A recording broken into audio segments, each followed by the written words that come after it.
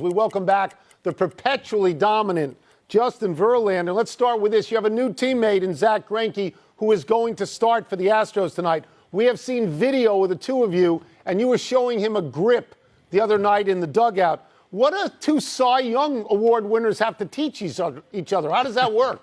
I think we have a lot to teach each other, man. I think we just have a wealth of knowledge, and we both thrown a bunch of pitches in this game and seen a lot. So I think we were both eager to kind of talk to each other. And honestly, one of the first things we talked about was Zach's slider, and he was kind of asking me some questions about my slider, and because my slider's been performing really well this year. And Zach's pretty analytical, so he kind of knew some of the numbers of my slider. So we were just kind of talking about a few of the things I do with my slider. So I'm so excited to have him as a teammate and pick his brain as well. So this is going to be a lot of fun.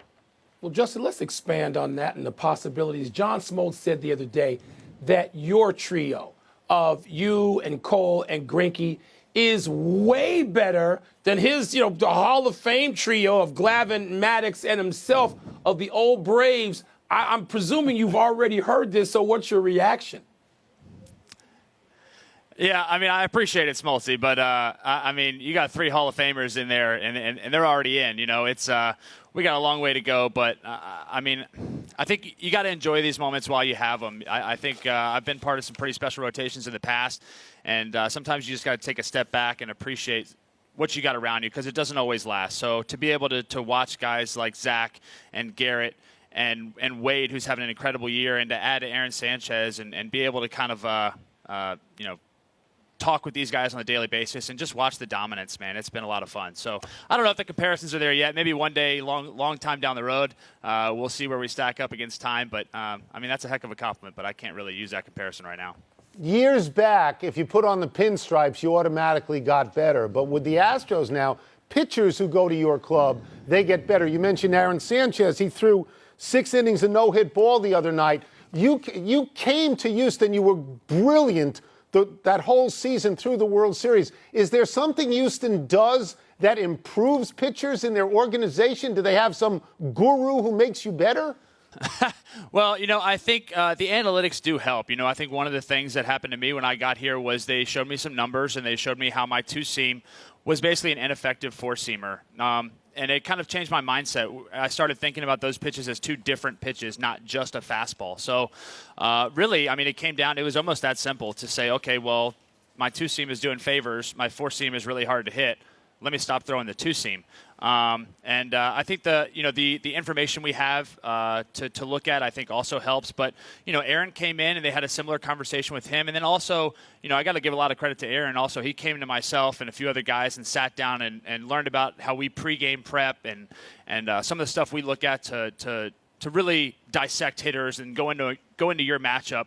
Having a lot of information and being able to go out there and execute that. So, I mean, I really think it's a combination of things. But, since I've been here, the conversations that we have with pitchers and the information that we have and how we share it amongst each other, I think is what helps us excel. Justin, I want to go to something that thrilled me at the All-Star break. Thrilled me. When you had the stones to say of the baseball, here's a problem. All right, you did that. Tony was weak on that, by the way. And you talked about it having a negative impact on the game, and I certainly believe it does as well, Justin. What's been the reaction? What have fellow players told you so far in the few weeks since that? Well, I mean, obviously you have some mixed reactions. I mean, you got some guys who are like, thank you for saying something, mostly pitchers, and you have some guys that are a little like they don't really want to talk about it. I think, any guys that have been playing this game for a period of time now understand that something's a little different, and that's kind of where I'm coming from. I mean, I just wish that all the information was out there. But to get to your point, it does change the game. It changes the fundamentals of the game. It changes the game that I grew up loving. The little things, the small victories that happen throughout the course of a 9-inning ball game that you can really cheer for. A leadoff double, get him over, get him in with a sac fly. It's turned into this game of super high highs and then this lull in between where it's all strikeouts and homers and walks. So, I do think, and MLB came to me and said, look, we want to fix this, and they approached me about trying to address the ball, and I haven't heard anything since, but I'm hoping they will reach out to me.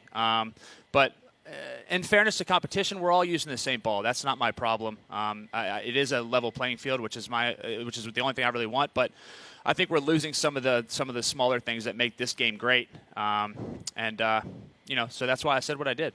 We will get you out of here on this. In Washington, your old teammate, Max Scherzer, is someone that I kiss just about all the time because he has been so great here. You have been even greater. You reached 200 strikeouts for a 9th season. Here's the company you're in. Nolan Ryan, Randy Johnson, Roger Clemens, Tom Seaver, Pedro Martinez, and Bob Gibson. That's rare air. What if you could step back and say, I'm in with them, what does that mean to you?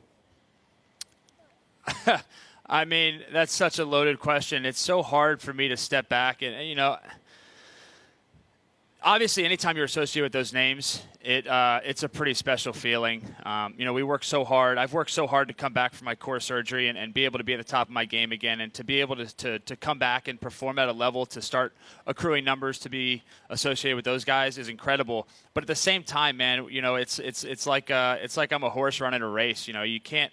Anytime you take a second and look back, somebody's gaining on you. So it's just kind of head down, keep working as hard as I possibly can, and keep trudging forward and try to be the best pitcher that I can be for as long as I can be. When that is, I don't know, but hopefully it's a long time from now.